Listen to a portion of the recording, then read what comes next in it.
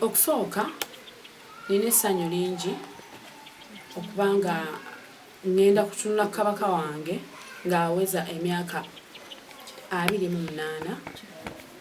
ng'alamula. Eryo ly'essanyu lye ngenda okuba nalyo.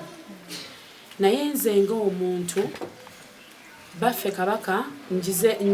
ebintu bingi nnyo bye nze muyigirako atukubiriza okukola. Anaddala abavubuka okuba nti twekolerera tubeere nga tuli bantu ba buvunaanyizibwa kubanga bw'oba mukozi nga weekolerera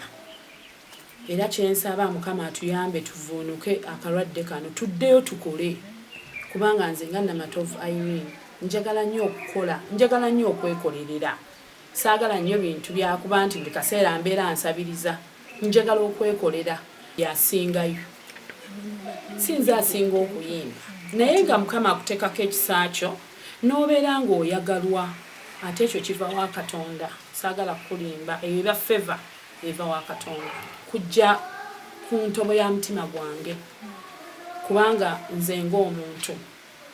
namanya nti ennyimba ezo zirina we zijja okuntuusa era kubanga okusinga nazikolanga edda nga nsoma nga nkola ezo ennyimba ez'Ekiganda ezo naye ate nagenda okulaba ate nga zirina we zintuusizza so kati nemba nga nkyenyumiririzaamu naye nti essanyu gye nnina era lyokkalyoka essanyu sirina kye nsobola kukola nze nga nze ndi mukopi naye nga mmanyi nti nno ndi musanyufu nnyo era neesunze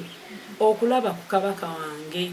ennaku z'omwezi nga 31 ku Lwomukaaga era tumwesunze n'essanyu lingi nnyo okumulabako. Embeera ya COVID tetugenda kusobola ffenna kubeera ku matikkira ago naye singa tebadde COVID naye nga omwami wange Honorable agenda kunkiikirira era ye agenda kubeerawo mu ssaza ly'Enkoni. Omanyi ebintu by'eggulu eyo engeri gye sibitegeera nnyo saagala nnyo byogerako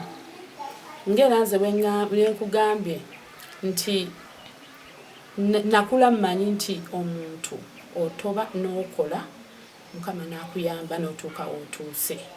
Nze nga Namatovu ndi mukozi ndi mutobi era kyensaba kiri kimu Mukama ayambe embeera etereere korona agende tukole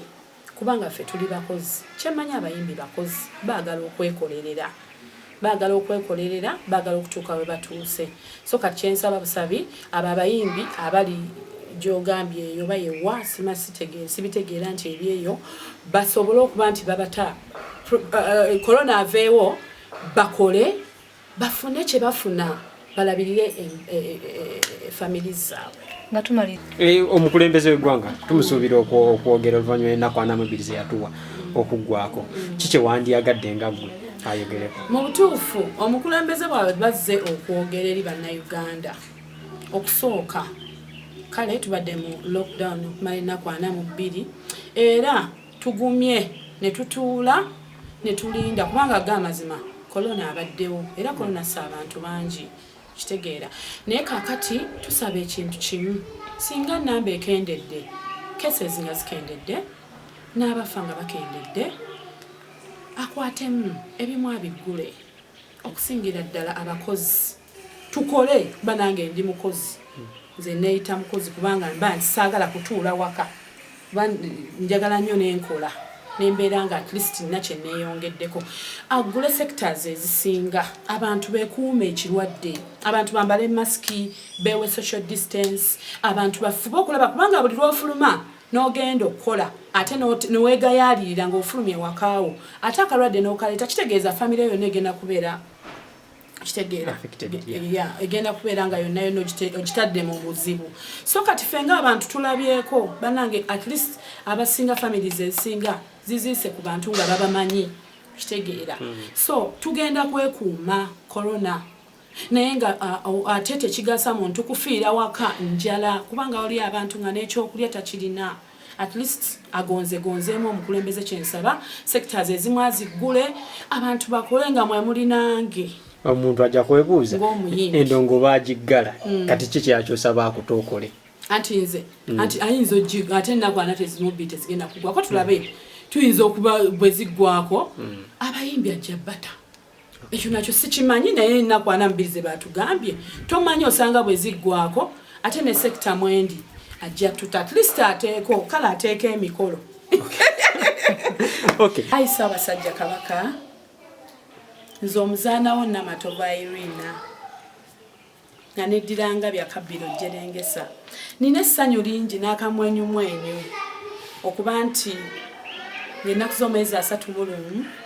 tugenda kulabako nga omaze emyaka 28 ng'oli ku Namulondo era tukwesunze n'essanyu lingi nnyo akamwenyumwenyu tukwesunze okuba nti nze nga Namatovu ngenda kulabako oluvannyuma lw'ebbanga ddene ng'oyogerako eriffe Obuganda.